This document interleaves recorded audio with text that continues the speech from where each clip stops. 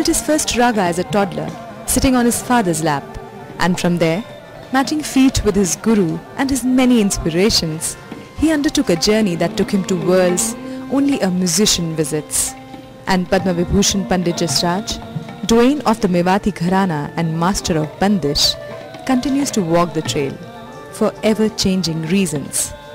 We got a little conversation with the maestro during his recent visit to Chandigarh, and pleasantly, much story and song flew between us. Between us. आपका हमारे show में बहुत-बहुत स्वागत है पंडित जी। जय हो बलप्रीत जी, आपने मुझे अपने शो में बुलाया, इसलिए मैं पहले से ही आपको धन्यवाद देना चाहूँगा। अच्छा, आप हिसार में पैदा हुए। मेरे गांव का नाम है पीली मंदोरी, अब वो फतेहाबाद डिस्ट्रिक्ट में है। पहले तो इतना बड़ा था हरियाणा, 1 या 2 डिस्ट्रिक्ट होंगे जी। आज उसमें करीब 11 डिस्ट्रिक्ट बताते हैं। और वही पंजाब के हाल है। एक गवर्नर होता था पंजाब और नॉर्थ वेस्ट जो पेशावर का एरिया है, वो कोयटा जो बलूचिस्तान है, हिमाचल है, हरियाणा है, इतना बड़ा पंजाब था। आपकी कुछ यादें बचपन की कुछ हैं आपके दिमाग में अभी भी? पैदा होने के बाद 3 बरस के बाद में गांव से सीधा वर्धा ले गए थे जी। मेरे पिताजी वर्धा में रहा करते थे। पहली बार ट्रेन देखी थी ट्रेन में बैठे, ट्रेन चल रही है, बस वही आनंद जो याद है, थोड़ा सा। संगीत आपके मन में कब पैदा हुआ? आपके पिताजी ने आपको उसमें इनिशिएट किया? अभी मैं अपने आप की तारीफ नहीं करूंगा, मगर एक मुहावरा है, मुहावरे में तारीफ हो गई तो मुझे माफ करिएगा। कहते हैं होनहार बिरवान के होत चिकने पात, वैसा कुछ रहा होगा। क्योंकि मैं जब 4 बरस की उम्र में था तो मुझको हमेशा मेरे पिताजी खाना खाने के बाद में कहते थे कि बेटा आओ, पेट पे बैठा देते। वो लेटे हुए रहते थे, हमको पेट पे बैठा कहते थे गाओ, तो वो सिखाते रहते थे और हम गाते रहते थे। मगर क्योंकि वो मेरे 4 साढ़े 4 बरस की उम्र में वो चले गए। राजशाही मामला था घर का। हमारे यहाँ एक कार खड़ी रहती थी, हम उसमें सिर्फ सब्जी तरकारी लाने के लिए बैठ के जाते थे। तो ऐसा माहौल था और एक ही दिन में बिल्कुल नीचे घर की हालत बहुत ही गड़बड़ सड़बड़ हो गई।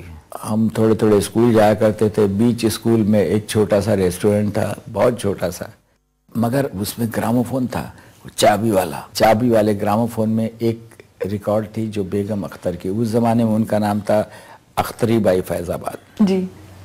तो वो उनका रिकॉर्ड लगता था, दीवाना बनाना है तो दीवाना बना दे, वरना कहीं तकदीर तमाशा न बना दे। वो फिलॉसफी थी और सच में बड़ी ज़बरदस्त फिलॉसफी है। आज भी सोचते हैं तो कहते हैं कि भाई मुझको वो गाना क्यों अच्छा लगता था। उनका आवाज़ का कशिश था ज़रूर, इसमें कोई शक नहीं, मगर गाना भी अच्छा लगता था। हमारी जो सरहद समझते हैं जी, बाउंड्री, वो बस वो रेस्टोरेंट तक बन गई, स्कूल तक पहुंचते नहीं थे। अच्छा, वहाँ बैठ जाते थे। मेरे बड़े भाई साहब थे राजा भैया, वो हमेशा हमें कहते थे अरे चल चल चल स्कूल से नाम कट जाएगा। तो कहते आप जाइए ना, मुझको यहीं बैठ रहे थे। परेशान होकर वो चले जाते थे, मैं अपना वो फुटपाथ पे बैठ जाता था। माँ कुछ खाने वाने के लिए देती थी तो भूख लगती थी, खा जाता था। तो वो जो रेस्टोरेंट जो छोटा था उससे हमारा एक वास्ता हो गया, एक लेन देन हो जाती है ना। बस हमारा तो स्कूल वही हो गया, हमको आगे जाने ही नहीं देती थी, बेगम अख्तर पकड़े रहती थी पूना में बेगम अख्तर और मैं एक ही घर में उतरते थे। जिस घर में उतरते थे श्रीमती वसुंधरा पंडित उनका नाम था और वो खुद उनसे सीखती थी। तो एक बार ऐसा हुआ, वो वहीं थी और हम पहुंच गए और कहा कि अच्छा बेटे तुम्हारा प्रोग्राम है सुना आज। मैंने कहा हम आएंगे। मैंने कहा अम्मा मत आइएगा, आप मत आइएगा। कुछ बोली नहीं। फिर रात में एक डंडा वंडा लेके और वो वसुंधरा जी के साथ में पैदल आ गई। अरे हमने कहा अम्मा ये आपने क्या किया? बोले कुछ नहीं किया, आराम से गाओ, हम भी सुनेंगे। तो गाना 5 बजे तक गाए सुबह और बैठी रही, गई नहीं। और फिर हम लोग वापस पैदल आने लगे तो कहती कि बेटा हमारी उम्र अगर छोटी होती तो हम तुमसे गाना सीखते। कितनी बड़ी मन की लेडी थी सच। बड़ा ही ना करे, बड़ा न बोले बोल, नहीं तो बड़ी कैसे बनती है। मैं मतलब रात रात भर संगीत के प्रोग्राम में बैठे रहता था। और ये ऐसा है कि जादू है जो सर पे चढ़ के बोलता है। हर एक कलाकार की अच्छाइयाँ सबकॉन्शियस माइंड में स्टोर हो जाती है और किस दिन वो अपने गले से निकलती है वो जाने। उस्ताद बड़े गुलाम अली खान साहब जिन्हें आपको अपना डिसाइपल बनाना चाहा था। बिल्कुल ठीक बेटा, वो ऐसी बात थी। 1960 में मेरा रेडियो संगीत सम्मेलन में प्रोग्राम था, बहुत अच्छा गया। मुझे पता चला कि उनकी तबीयत ठीक नहीं है, तो हम उनको चचा जान कहते थे। मैं गया तो वो उनको पैरालिटिक अटैक में पड़े हुए थे और अकेले पड़े हुए थे। इतना बड़ा उस्ताद, हमें अंदर से तकलीफ हुई मगर हुई, और देखा कि वो अकेले पड़े तो हमने उनके पैर वैर दाबना शुरू किया। बहुत देर तक दाबने के बाद में उन्होंने कहा, बेटा तू मेरा शागिर्द बन जा, मैं तेरे को मनोवर जैसा गाना सिखाऊंगा। अब हमारी तो वाचा बंद हो गई जी। ये ऐसा कुछ एक्सपेक्ट करके गए ही नहीं थे कि भैया, और कभी मन में भी नहीं आया कि मैं इनके शिष्य शागिर्द बन जाऊं। ये हो जाऊं। वो सरस्वती माँ आई जिभ्या पर, कहा कि चाचा जान मेरे तकदीर में आपसे गाना सीखना लिखा नहीं है। अच्छा, सच कहता हूँ। तो बोले क्यों बेटा, मैं कह रहा हूँ ना। मैंने कहा नहीं चाचा जान, मैं मेरे बाप को जिंदा करना चाहता हूँ। ना तो मैंने सोच के कहा, ना मैं समझ के कहा, या मैं ऐसा डिसाइड करके कहा कि सोचता हूँ जैसे हम लोग पिक्चर के डायलॉग 5-6 बार रटते हैं। कुछ भी नहीं, मेरे कुछ बार में नहीं था। मैं तो उनको औलिया एकदम बादशाह गवैया मानता था। ये कहना था कि उस शख्स के इतने बड़े धाराएं बहने लगी, और 2 मिनट के बाद में उन्होंने कहा कि बेटा तेरा बाप था जो मुझे संगीत में लेकर आया। अच्छा। मुझे नहीं मालूम था कि मैं कैसे जान पाता कि ये ऐसी बात है कि इतने बड़े उस्ताद को, जो आज हिंदुस्तान का जगमगाता सूरज, वो कह रहा है कि तेरा बाप था जो मुझे संगीत में लेकर आया। मैं तो पहलवान था जी। मेरे बाप ने कहा कि गुलाम अली चलो, आज मेरे पिताजी को वहाँ पे जम्मू में मोतीलाल कहते थे, मोतीलाल जी का गाना है, चलो तुम। तो मैंने कहा मेरी तो आज कुश्ती है, मैं नहीं जा सकता। कहा पंजाबी बात है, ओए पुत्र वगैरह कुछ कहे। तो साहब उसको जबरदस्ती ले गए और उन्होंने मुझे कहा कि बेटा तेरे बाप का गाना सुना, और मुझे ऐसा लगा कि गाना अगर इतना खूबसूरत है तो मैं गाऊंगा। तो उनके अंदर म्यूजिशियन तो था ही, वो सिर्फ ये है कि मेरे पिताजी का गाना सुनने की बात थी। तब मुझे और अंदर से लगा कि मेरे बाप कैसा गाते होंगे।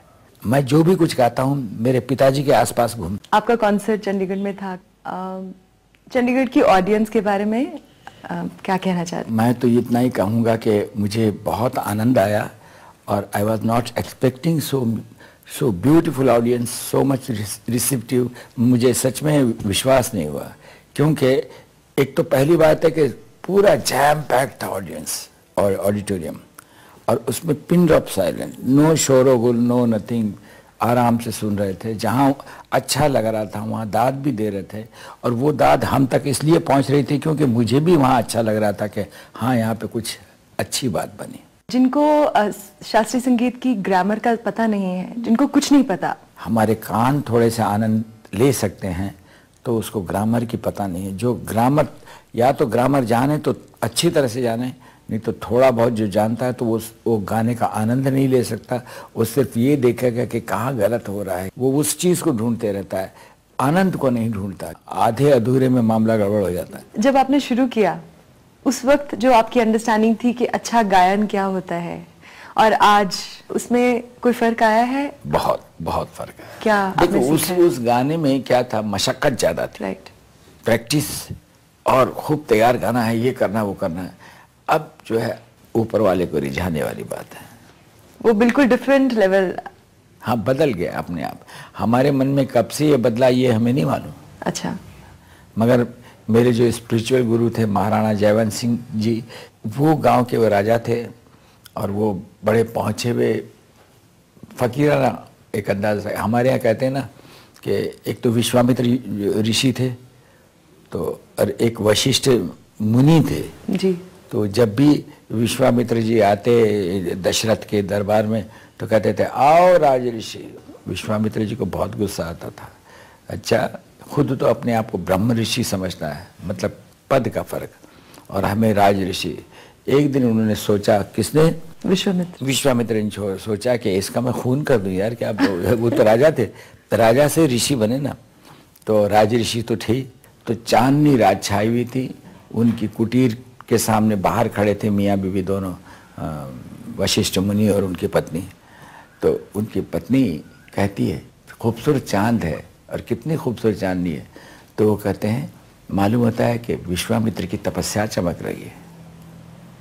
और विश्वामित्र पीछे उनके पास एक खांडा नाम का एक शस्त्र होता था जो बहुत मोटा और बड़ा तगड़ा होता था। तो उस खांडे से उनकी गर्दन काटेंगे ऐसा सोचा था। जब उन्होंने कहा कि मालूम होता है कि विश्वामित्र की तपस्या चमक रही है, ऐसी बात कही तो उन्होंने फेंक दिया और पैरों में पड़ गए वशिष्ठ मुनि के। तो कहते हैं आओ आओ ब्रह्म ऋषि। देखिए ये चीज जो है ना, ये हमारा मन कब ऐसे नतमस्तक हो गया उसके सामने हमें नहीं मालूम। और आपके लिए एक्सपीरियंस कितना बदला? बहुत जबरदस्त, अंदर से एक ऐसी खुशी यहाँ रहती है। कभी कभी हमारी मिसेस कहती है अरे यार तुमसे इतना हम लड़ लेते हैं, ये प्यार भी बहुत करती हैं, इतना हम लड़ लेते हैं तो तुम्हारा मन खराब क्यों नहीं होता? मैंने कहा मुझे नहीं मालूम क्यों नहीं खराब होता है मगर अच्छाई की तरफ। कॉन्सर्ट से कुछ देर पहले आपका कुछ डिसिप्लिन है, कुछ आप करते हैं जिससे कि आप उस लय में आ सकें अपने आप को? पहली बात है कि हम कुछ मंत्र वंत्र बोलते हैं जी, जो हमारे गुरुओं ने सिखाया है। वो मंत्र बोलकर उनको प्रदान कर देते हैं और कहते हैं कि देखिए ये मेरी सेवा आप स्वीकार करिए। पहले तो आप पधारिए महाराज जी, मेरी सेवा स्वीकार करिए और इन सबको आप आशीर्वाद दीजिए। और जब सही बात बन जाती है तो ऐसा लगता है कि वो आते हैं, और जब वो आते हैं तो आप तक पता चलता है कि ऐसा कुछ अजब करिश्मा हुआ। जब आप गा रहे होते हैं लाइव ऑडियंस के सामने, तो क्योंकि आपका अपना एक्सपीरियंस कुछ और होता है, कभी कभी ऑडियंस एकदम लोप हो जाती है। वही मैं पूछ रही हूँ। लोप का मतलब समझती है, अंधकार छा जाता है, ऑडियंस नहीं कुछ और बन जाता है। और कभी कभी वो ऑडियंस में सब कुछ चमत्कार, मैं खुद मन से, झूठ मन से नहीं सही मन से कहता हूँ कि आप में वही विराजमान है। 1000 नाम से बुलाते हैं, अंदर पूजा करते हैं। एक जो सांस चलता है ना, अगर उसको हम ध्यान से सुने, कान बंद करके सुने, तो उसकी आवाज आती है सो हम सो हम सो हम, मतलब तू ही है और वो मैं हूँ,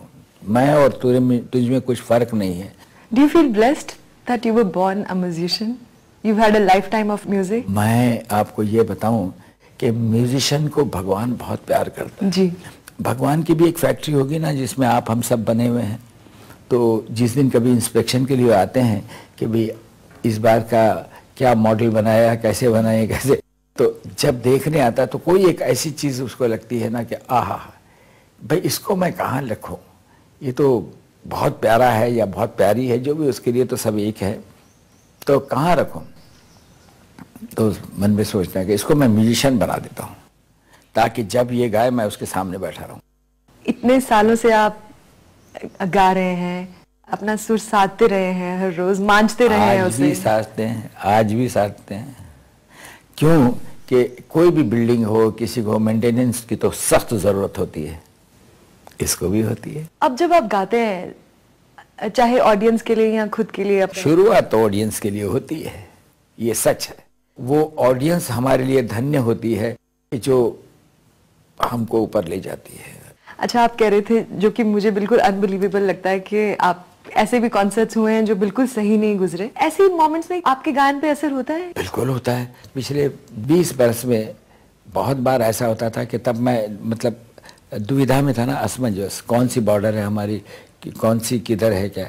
मगर तब मैं ये सोचता था कि मैं जो शास्त्रीय संगीतकार हूँ वो गाना मैं पब्लिक को सुनाऊँ। तो राग को ढूंढने में, कभी जैसे पेंटर होता है तो वो अपनी कलम लगा